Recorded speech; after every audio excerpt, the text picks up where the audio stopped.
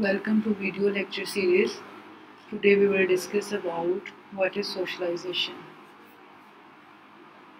Socialization is a lifelong social process by which we are always learning. The process of learning, the culture of a community is called socialization. हमारा जो learning process है और हम उस process के अंदर रहते हुए जितनी भी चीज़ें सीखते हैं वो सोशलाइजेशन कहलाता है. According to Michaelis, it is a lifelong social experience by which individuals develop their human potential and learn the culture. ऐसा लाइफ लॉन्ग सोशल एक्सपीरियंस जिसमें इंसान अपनी ह्यूमन पोटेंशियल को, अपनी स्किल्स को इन्हांस करते हैं और अपने कल्चर्स को सीखते हैं. Different types of socialisation. Primary socialisation है, ये जब बच्चे छोटे होते हैं वो अपनी फैमिली में रहते हैं, फैमिली में रहते हुए चीज़ों को सीखते हैं, क्या वैल्यूज़ हैं, नॉर्म्स क्या हैं, क्या बिहेवियर्स हैं, अपने स्पेसिफिक कल्चर के अंदर रहते हुए वो चीज़ें सीखते हैं. Secondary socialisation. सेकेंडरी सोशलाइजेशन एक शख्स अप्रोप्रिएट बिहेवियर्स को सीखता है और इसको छोटे छोटे ग्रुप्स के साथ वो शेयर करते हैं. फॉर एग्जांपल गली मोहल्ले के बच्चों के साथ जब बच्चे मिलके परफॉर्मेंस दे रहे होते हैं, खेल रहे होते हैं, तो एक छोटा ग्रुप बन जाता है. इसी तरह वो स्कूल में चले जाते हैं तो इस तरह से वो डिफरेंट चीज़ों को सीख रहे होते हैं, अपने रोल्स को परफॉर्म कर रहे होते हैं, अपने बिहेवियर्स को शो कर रहे होते हैं और इस तरह वो दूसरों से भी अडॉप्ट कर रहे होते हैं चीज़ों को. Developmental socialization, it is a developing process of individual social skills. ये individuals की social skills को develop करता है. For example, एक बच्चा वो अच्छी पेंटिंग कर लेता है तो उसको हम किसी ऐसे इदारे में इनरोल करवाएंगे जहाँ पे उसकी इन सोशल स्किल्स को मज़ीद इन्हांस किया जाए. What is anticipatory socialisation. ये फ्यूचर सोशल रिलेशनशिप्स के बारे में बार बार प्रैक्टिस और रिहर्सल्स होती हैं जिसके ऊपर हम बच्चों को वर्किंग करवाते हैं और वो जो इंडिविजुअल्स हैं वो उन्हीं फ्यूचर कंसर्न्स के हवाले से बार बार चीज़ों को परफॉर्म करते हैं. What is resocialisation. It is a rejecting previous behaviour pattern और एक्सेप्टिंग न्यू वंस. मतलब आप एक सिचुएशन से एक कल्चर से निकल के दूसरे कल्चर का हिस्सा बन गए और वो कल्चर आपका नहीं है और आप वैसे ही दोबारा आपकी ऑलरेडी सोशलाइजेशन है लेकिन आप according to the new culture, new environment जो है आप चीज़ों को सीखना शुरू कर देंगे. दिस इज़ अ री socialisation. Here is the some agents of the socialization. First one is the family. Family is the basic institution. Primary agent of the socialisation. छोटे बच्चों की लर्निंग होती है, बच्चों को सारी चीज़ें सिखाई जाती हैं, उनका क्या स्पेसिफिक कल्चर है, क्या कल्चर वैल्यूज़ हैं, क्या अप्रोप्रिएट बिहेवियर्स उन्होंने परफॉर्म करने हैं, ये सारी चीज़ें जो हमें फैमिली से मिलती हैं. What is peer group. Peer group is a age mate और क्लास फेलोज़ जिसमें बच्चे अपने ही एज फेलोज़ के साथ मिलके परफॉर्म करते हैं अप्रोप्रिएट बिहेवियर्स को, उनसे भी सीखते हैं चीज़ें और अपनी चीज़ें उनके साथ शेयर करते हैं. तो ये हमारा कल्चरली एस्पेक्ट्स है. What is the institutional agents. Institutional agents में डिफरेंट लेवल्स आ जाते हैं. प्राइमरी स्कूल्स हैं, प्राइमरी स्कूल्स के बाद मिडिल लेवल आ जाता है, फिर सेकेंडरी है, फिर हायर लेवल में कॉलेजेस आ जाते हैं, फिर अपर हायर्स में यूनिवर्सिटीज़ आ जाती हैं जहाँ पे बच्चों की स्किल्स को इन्हांस किया जाता है, उनकी स्किल्स को उनकी स्किल्स के ऊपर डेवलपमेंट की जाती है, उनको ऊपर वर्किंग की जाती है, उनको फ्यूचर कंसर्न्स के हवाले से गाइड किया जाता है, उनके फ्यूचर को ऊपर वर्किंग की जाती है. तो ये हमारे इंस्टीट्यूशनल एजेंट्स हैं जिनकी वर्किंग और लोग बच्चों की पर्सनालिटी, उनके सोशलाइजेशन भी वैसी होती है. What is the workplace socialisation. जब हम अपने स्कूल्स यूनिवर्सिटीज़ लेवल से हट के अगली सिचुएशन में जाते हैं तो री सोशलाइजेशन की कैटेगरी के अंदर आते हैं क्योंकि वर्क प्लेस सोशलाइजेशन में हमारे प्रोफेशनल करियर है, हमारे पास ऑलरेडी स्किल्स हैं, उन स्किल्स को हमने कैसे इन्हांस करना है, कैसे उनको यूटिलाइज़ करना है, उनके ऊपर कैसे मज़ीद वर्किंग करनी है, वो एक नए इन्वायरमेंट में जाके फिर हमें पता चलती हैं. What is religion as an agent of socialization. Religion is an important religion play an important role in the socialization of individuals. According to our belief system, we play our ritual practices. हम अपने ritual practices को जब play करते हैं, 5 वक्त का नमाजी होना, सच बोलना, रोज़े रखना, ये तमाम की तमाम चीज़ें रिलीजियस इंस्टीट्यूशन के अंदर आती हैं और ये हमारी रिलीजियस सोशलाइजेशन है. What is the role of mass media as an agent of socialization. इसमें डिफरेंट कैटेगरीज आ जाती हैं. प्रिंट मीडिया है, प्रिंट मीडिया से लोग पढ़ते हैं, न्यूज़पेपर वगैरह. इलेक्ट्रॉनिक मीडिया है जिसमें हमारे पास डिफरेंट टूल्स हैं लाइक टीवीज़ हैं, एलईडीज़ हैं, एलसीडीज़ हैं, कंप्यूटर्स हैं, स्मार्ट सेलफोन्स हैं, ये सारा इलेक्ट्रॉनिक मीडिया है. इसके साथ ही what is social media. Social media में हमारे पास इंटरनेट है, इंटरनेट में डिफरेंट वेबसाइट्स हैं, वेबसाइट्स में हम डिफरेंट ऐप्स के साथ इंटरलिंक होते हैं, सारा का सारा सोशल मीडिया है जो कि हमारी सोशलाइजेशन करता है। Some theories of socialization according to the C.H. Cooley, what is the looking glass self? C.H. Cooley looking glass self के ऊपर बात करते हो, कहते जब भी हम सोशलाइजेशन की बात करते हैं सबसे पहले एक इंडिविजुअल में उसकी सेल्फ को डेवलप करना है, उसको आइडेंटिटी परफॉर्म प्रोवाइड करना है। Basically looking glass self according to the C.H. Cooley, उसने 3 मेजर स्टेप्स बताए हैं। The imagination of our appearance of how we look to others, कि हमारी जो इमेजिनेशन ऑफ अपीयरेंस है उसमें दूसरों को कैसे अफेक्ट करती है, और दूसरे हमारे उस अपीयरेंस को कैसे जज करते हैं और हमारे बिहेवियर्स को कैसे जज करते हैं, और जब वो हमारी और हम how we feel about their judgments, और हम उनकी जजमेंट्स के बारे में क्या महसूस करते हैं।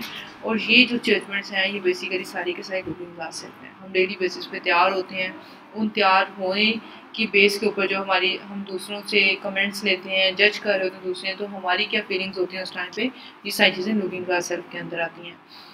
सेकंड जो थिंकर्स हैं हमारे जॉर्ज हर्बर्ट मीड, उन्होंने आई एंड मी का कॉन्सेप्ट दिया है, डिफरेंट स्टेजेस बताई हैं सेल्फ के हवाले से। इन्होंने भी सेल्फ के ऊपर ही काम किया है इंडिविजुअल्स की।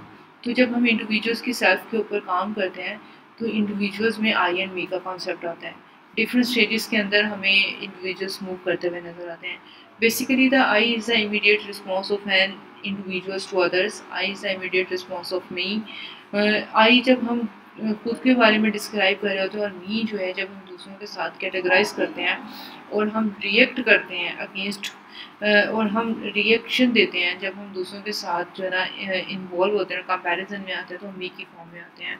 तो मी जो है basically consist of the attitudes of others. हम दूसरों के एटीट्यूड्स को कंसीडर करते हैं, देखते हैं कि क्या एटीट्यूड्स आ रहे हैं दूसरों के हमारे बारे में, बिहेवियर्स को देखते हैं, अच्छे बिहेवियर हैं, बुरे बिहेवियर्स हैं। तो आई जो है इससे जो है हम खुद के बारे में आइडेंटिफाई करते हैं, अपने डिज़ायर्स को देखते हैं, ये सारी चीज़ें हमने कैसे कैसे चीज़ों को लेके चलना है। फिर उसके बाद डिफरेंट स्टेजेस हैं जिसमें हम सेल्फ को इन्हांस करते हैं इंडिविजुअल्स की। सबसे पहले है play stage. In this stage as little child or young children develop as social beings, first of all by imitating the actions of those around them, कि वो तमाम एक्शंस को परसीव करता है, उनसे चीज़ें सीखता है जो उसके सराउंडिंग्स में हो रहे होते हैं। गेम स्टेज के अंदर बच्चा नेक्स्ट स्टेज पर देता है अपनी डेवलपमेंट की, और इसमें जो अकॉर्डिंग टू द मीड ये बच्चे जो है ना 8 और 9 ईयर्स के होते हैं, और इसके अंदर बच्चे जो हैं वो गेम्स को ऑर्गेनाइज करना शुरू कर देते हैं कि गेम्स को कैसे ऑर्गेनाइज किया जाता है, उनमें क्या रूल्स एंड रेगुलेशंस हैं, गेम्स के रूल्स एंड रेगुलेशंस क्या हैं, ठीक है। वो इस तरह से इक्वली पार्टिसिपेट करना शुरू कर देते हैं। मीन्स कि वो अपना एक रोल, अपनी एक सेल्फ को उस गेम के अंदर इन्वॉल्व कर रहा है। व्हाट इज़ जनरलाइज्ड अदर्स, इसमें हम generally values and moral values को देखते हैं जो कि हमें कल्चरल एस्पेक्ट से देखते हैं। और कल्चरली हमारे जो अदारे हैं वो हमारी डेवलपमेंट, हमारी सेल्फ को कैसे डेवलप करते हैं उसके ऊपर काम किया जाता है। हमारे इंप्रेशंस की जजमेंट्स क्या है, हमसे क्या एक्सपेक्टेशंस लगाई जा रही हैं, बेसिकली हम ये चीज़ें देखते हैं। यहाँ पे कुछ पर्सनैलिटी डेवलपमेंट मॉडल्स भी हैं। एज यू पीपल नो कि self is a product of personality. बिल्कुल ऐसे ही personality is a product of self, ठीक है। तो सबसे पहले साइमन फ्रूड है, ऑस्ट्रियन साइकेट्रिस्ट थे, founder of the psychoanalysis. Freud ने जो थ्योरी दिया वो पर्सनैलिटी के बारे में दिया, जिसमें कहते हैं कि सेल्फ डेवलपमेंट है हमारी। जब हमारी सेल्फ डेवलप हो रही होती है तभी हमारी पर्सनैलिटी भी डेवलप हो रही होती है। इसने सेल्फ को 3 पार्ट्स के अंदर डिवाइड किया। First one is the id. What is it? This is the instinctive desires, हमारी नेचुरल डिज़ायर्स हैं, विशेज़ हैं, हम क्या करना चाहते हैं, हमारी क्या ख्वाहिशात हैं, ये हमारी बेसिक ज़रूरियात हैं। And the second is the super ego. Super ego में हम कॉन्शियस हो जाते हैं, हम अपनी नॉर्म्स, वैल्यूज़, अपने ट्रेडिशंस, मॉरल्स को परफॉर्म करते हैं, और ये सोशल नॉर्म्स, वैल्यूज़ ये हमें अदारे देते हैं। And what is the ego? Ego play an immediate role between it and the super ego. ये ईगो, सुपर ईगो और इट को मेंटेन किए हुए है कि एक इंसान है, उसकी डिज़ायर्स हैं, उसकी डिज़ायर्स को फुलफिल करने के लिए वो किन नॉर्म्स को फॉलो कर रहा है, उसके वैल्यूज़, उसके ट्रेडिशंस कैसे हैं, क्या प्रैक्टिसेस कर रहा है, और अपनी ईगो के अंदर आके उसने एक डिसीजन लिया हुआ था, उस डिसीजन को उसने पूरी डिटर्मिनेशन के साथ फुलफिल करना है। तो ये एक पर्सनैलिटी डेवलप हो रही है। According to the Lawrence Comer work, he was working on the moral development of the individuals, in which he described the 6 stages of the individuals regarding his or her personality development, and described the 3 levels of personality development. Each level describes 2 stages of the personality development. The level 1 is pre-conventional level, in which morality is externally controlled, जिसमें morality को हम externally control करते हैं, जिसमें 2 stages को बताया जाता है, जिसमें rewards and punishment attach हैं. Stage 1 is describe the punishment obedience orientation, या तो punishment होगी या वो बच्चा obedience हो जाएगा. Stage 2 is instrumental purpose orientation, जिसमें हम measures करते हैं कि बच्चों ने जो काम किया है वो काम ठीक है या नहीं ठीक है, हम इस तरह से इसको सोशली मेजर करते हैं. And the second level is conventional level. In this level conformity of social rules remains important to the individual. जितने भी हमारे सोशल रूल्स हैं वो इंडिविजुअल्स के लिए ज़रूरी हैं, उनकी परफॉर्मेंस ज़रूरी है. अगर हम उन्हीं सोशल नॉर्म्स के अंदर रहते हुए, उन्हीं सोशल सिस्टम्स के अंदर रहते हुए वैसी चीज़ों को परफॉर्म करते हैं तो ऑब्वियसली हम स्टेज 3 के अंदर फॉल करना शुरू कर देते हैं. Good boy and nice girl orientation. आपकी परफॉर्मेंस अच्छी है, आप टास्क फुलफिल कर रहे हैं, आप ओबीडियंट हैं, तो आपके साथ जो टैग लग जाएगा गुड बॉय और नाइस गर्ल ओरिएंटेशन का. इसी के साथ हम सोसाइटी के जब रूल्स एंड रेगुलेशंस को फॉलो कर रहे होते हैं तो वो लॉ एंड ऑर्डर ओरिएंटेशन होता है. स्टेज 4 के अंदर लॉ एंड ऑर्डर ओरिएंटेशन है, जिसमें इंडिविजुअल्स को बताया जाता है कि ये लॉज एग्जिस्ट करते हैं और आपने इन लॉज को ऐसे परफॉर्म करना है. And the level 3 is the post conventional और प्रिंसिपल लेवल, जिसमें हम इंडिविजुअल्स को बताते हैं, इंडिविजुअल्स खुद को देखते हैं कि वो सोसाइटी के अंदर कैसे मूव करेंगे, अपने पर्सपेक्टिव के अकॉर्डिंगली वो लेके चलते हैं. Stage 5 is the social contract orientation, जिसमें इंडिविजुअल्स जब दूसरों के साथ इंटरलिंक होते हैं तो वो अपने पर्सपेक्टिव के मुताबिक लोगों को डील करते हैं, क्योंकि ऑलरेडी उनकी एक पर्सनैलिटी डेवलप हो चुकी है. And stage 6 and last stage is the universal ethical principle orientation. एक इंसान है, उसने सारी ज़िंदगी सोशल नॉर्म्स को फॉलो किया, रूल्स को फॉलो किया है, वो उसके मुताबिक ज़िंदगी गुजार है, तो एट द एंड उसकी जो पर्सनैलिटी है वो रूल बेस्ड पर्सनैलिटी बन जाएगी और वो सबके लिए रूल्स सबके लिए सेम होंगे. उसकी लाइफ गुजारने के कुछ स्पेसिफिक रूल्स बन जाएंगे जिसके मुताबिक वो ज़िंदगी गुजार रहा होगा. And the last theory the Erik Erikson regarding personality development model, जिसमें इन्होंने साइको सोशल डेवलपमेंट के ऊपर बात की है. साइको सोशल डेवलपमेंट मीन जिसमें हम इंडिविजुअल के एटीट्यूड्स, उनके आइडियाज़, उनके स्किल्स को जो है वो देखते हैं कि उनके कैसे एटीट्यूड्स डेवलप होते हैं, क्या आइडियाज़ जनरेट करते हैं, अपनी स्किल्स को कैसे यूज़ करते हैं, कैसे एक पर्सन अपनी लाइफ के अंदर एक छोटे बच्चे से लेके एक एट द एंड एक सक्सेसफुल पर्सन बनता है. और इन तमाम की तमाम चीज़ों को उस में जब कन्फ्लिक्ट आता है उस कन्फ्लिक्ट को कैसे रिजॉल्व किया जाता है और एक सक्सेसफुल पर्सन और एक हेल्थी लाइफ गुजारने के तरीक़ेकार जो बताए जाते हैं वो सोशल डेवलपमेंट है, जिससे एक इंसान जब भी एक अच्छी स्किल्स के साथ, अच्छे आइडियाज़ के साथ अपनी पर्सनैलिटी को डेवलप कर रहा होता है तो उसमें उसने एरिक एरिक्सन ने 8 स्टेजेस को डिस्क्राइब किया.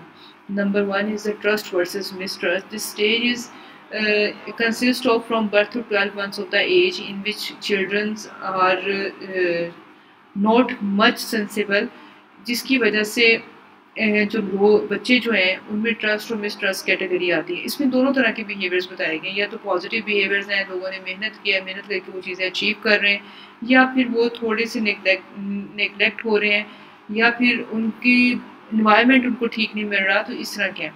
Trust versus mistrust. ट्रस्ट के अंदर ये कि अगर आप बच्चे को कोई चीज़ बोल रहे हैं, बच्चा आपसे उम्मीद लगाए बैठा है, तो उसमें आप बच्चों को अगर वो टास्क उनके फुलफिल हो रहे हैं तो वो ट्रस्ट वर्दी पर्सनैलिटी बन जाएगी.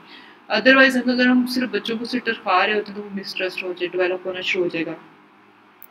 Second category is the autonomy versus shame और डाउट. 1 to 3 ईयर्स के बच्चे होते हैं इसमें, जिसमें अगर बच्चों को हम रिलैक्स इन्वायरमेंट देते हैं अपनी फैमिलीज़ में, उनको अप्रिशिएट करते हैं छोटी छोटी चीज़ों के ऊपर, तो बच्चा जो है वो फ्रीली उसकी जो पर्सनैलिटी है वो डेवलप होना शुरू हो जाएगी, अच्छी पर्सनैलिटी डेवलप होगी. उसको किसी किस्म का भी शेम और डाउट नहीं होगा कि उसने कोई काम गलत किया तो उसको डांट पड़ेगी. नहीं, जब बच्चे कुछ काम गलत कर भी देते तो हमें बच्चों को समझाना चाहिए, ना कि हम उनकी पर्सनैलिटी को एक डाउटफुल पर्सनैलिटी बना दें. And the third is the initiative versus guilt. 3 to 6 years में जाके बच्चे जो हैं वो इनिशिएटिव पर्सनालिटी और गिल्ट पर्सनालिटी, ऑब्वियसली जब आप 1 to 3 ईयर्स में जाके बच्चों को रिलैक्स इन्वायरमेंट दे रहे हैं तो बच्चे की पर्सनालिटी ऑटोमेटिकली इनोवेटिव पर्सनालिटी बन जाएगी। अगर बच्चे को रिलैक्स इन्वायरमेंट नहीं मिल रहा, उसको छोटी छोटी बात पे डांट डपट हो रही है, तो ऑब्वियसली वो बच्चा जो है ना वो गिल्ट के अंदर रहेगा कि ये काम वो ठीक भी कर रहा है, तो उसको जो है ना डाउट होगा, ये गिल्ट होगा कि ये काम उससे जो है शायद गलत ना हो जाए। ठीक है, तो कोई काम गलत किया तो उससे ऑटोमेटिकली वो गिल्ट होना शुरू हो जाएगा। इसी के साथ साथ हम कुछ बच्चों के अंदर इंडस्ट्रियल पर्सनैलिटीज देखते हैं, कुछ के अंदर इंफ्लोरिटी बेस्ड पर्सनैलिटीज देखते हैं। ये 6 to 12 ईयर्स की एज में जाके होता है। अगर हम बच्चों को शुरू से ही अच्छे इन्वायरमेंट और अच्छी पर्सनैलिटीज़ का हिस्सा बना रहे हैं, अच्छी पर्सनैलिटीज़ के हवाले से उनके अंदर स्किल्स को इन्हांस कर रहे हैं, तो वो एक सुपीरियर पर्सनैलिटी कंसिडर होना शुरू हो जाएगी सोसाइटी के अंदर। अगर जो बच्चे शाय पर्सनैलिटी रखते हैं, उनको वैसे सपोर्ट नहीं मिल रही, उनको वैसे अप्रिशिएट नहीं किया जा रहा, तो उनकी पर्सनैलिटी एक इन्फ्लोरिटी का शिकार हो जाएगी, कम्प्लेक्स पर्सनैलिटी के अंदर चीज़ें आना शुरू हो जाएंगी। इसी के साथ साथ हम आइडेंटिटी वर्सेस रोल कन्फ्यूजन के अंदर भी देखते हैं बच्चों को, जिसमें 12 to 18 ईयर्स की कैटेगरी के बच्चे आते हैं। इसमें आइडेंटिटी बेस्ड परफॉर्मेंस बेस्ड है। अच्छी परफॉर्मेंस से आपको आपकी परफॉर्मेंस की बेस के ऊपर जो है ना लोग पहचानना शुरू हो गए हैं, आपकी क्लास में परफॉर्मेंस अच्छी है, बच्चे स्टूडेंट कंसिडर होना शुरू हो गए हैं। इसी के साथ दूसरी कैटेगरी के जो लोग हैं वो रोल कन्फ्यूजन के अंदर हमें नज़र आते हैं। ऐसे भी बच्चे और ऐसे इंडिविजुअल्स, ऐसे नौजवान भी हमें नज़र आते हैं जो स्टिल अपने काम को लेके कंफ्यूज होते हैं। इधर उन्होंने वो काम ठीक भी किया है लेकिन वो फिर भी कंफ्यूज रहते हैं। And in the early 20s और अर्ली 40 ईयर्स की एज में जाके जो हमें पर्सनैलिटीज़ नज़र आती हैं वो इंटीमेसी और आइसोलेशन वाली पर्सनैलिटीज़ होती हैं। जो बच्चे शुरू से ही सोशल सर्कल के साथ अटैच होते हैं और ओपन माइंडेड पर्सनैलिटी होती है, इनोवेटिव पर्सनैलिटीज़ होती हैं, तो उनमें इंटीमेसी अच्छी होती है, उनका सोशल सर्कल जो है ना वो एक्सपैंड होता चला जाता है, उनकी पीआर्स अच्छे बनना शुरू होते हैं। दूसरी कैटेगरी के अंदर ऐसे लोग आते हैं जिसमें लोगों का सोशल सर्कल नहीं होता, उन्हें गैदरिंग्स में जाना अच्छा नहीं लगता, तो वो आइसोलेटेड पर्सनैलिटी का शिकार रहेंगे। कुछ लोग ऐसे हैं जो सारी ज़िंदगी अर्न करते हैं, अर्न करने के बाद वो बहुत सारी चीज़ें इन्वेस्ट कर लेते हैं अपने बच्चों के लिए, अपने लिए, ताकि आने वाली लाइफ के अंदर वो अपनी ज़िंदगी को आसान और हैप्पी लाइफ स्पेंड कर सकें। तो वो कैटेगरी जनरेटिविटी के अंदर आती है कि जनरेट कर रहे हैं हम चीज़ों को, नए से नए आइडियाज़ को, क्योंकि हमारा सोशल सर्कल एक्सपैंड है, हमारे पास डिफरेंट लिंक्स हैं, उन लिंक्स के अंदर रहते हुए हम डिफरेंट चीज़ों को एक्सप्लोर करते हैं और लोगों अपने लिए सेव करते हैं, इन्वेस्ट करते हैं। दूसरी कैटेगरी के अंदर स्टैग्नेशन पर्सनालिटीज़ आती हैं जो कि सारी ज़िंदगी अर्न करने के बावजूद भी उनके हाथ कुछ नहीं आता, वो कुछ भी सेव नहीं कर पाते या इन्वेस्ट नहीं कर पाते, तो इस कैटेगरी के अंदर भी हमें लोग नज़र आते हैं। And the last category is the integrity versus despair. Integrity means कि जो लोग सारी ज़िंदगी, ये mid-60s to the end of the life है, ठीक है, इसके अंदर हमें वो कैटेगरी नज़र आती है जिसमें लोग सारी ज़िंदगी कमाने के बाद और 60 ईयर्स की एज में जाके जो इंडिविजुअल्स हैं वो हैप्पी लाइफ स्पेंड कर रहे हैं। और कुछ लोग ऐसे हैं कि वो अपनी लाइफ के आखिरी दिनों के अंदर आके भी खुश नहीं होते, वही परेशान कि उन्होंने कुछ किया नहीं है, उनसे कुछ हुआ नहीं है, बच्चों के साथ उनकी अंडरस्टैंडिंग डेवलप नहीं हो सकती। तो इस तरह की जो कैटेगरीज हैं वो डिसअपेयर पर्सनालिटीज़ रखती हैं। तो ओवरऑल जो हमारा सोशलाइजेशन के हवाले से, सोशलाइजेशन पर्सनालिटी को भी डेवलप करता है, तो हमें अच्छी पर्सनालिटीज़ के ऊपर वर्किंग करनी है, इंडिविजुअल्स के साथ स्टेबल होकर चलना है, उनको ट्रस्ट वर्दी, freedom based, innovative personality, superior personality, उनको अपने काम की बेस पे हार्ड वर्किंग पर्सनालिटी और इंटीमेसी लेवल अच्छा होना चाहिए, उनमें क्रिएटिविटी ज़्यादा होनी चाहिए ताकि वो अपने last and of the life years जाके जो है वो एक हैप्पी और एंडिंग लाइफ जो है ना वो अपनी गुजार सकें। That's it, thank you.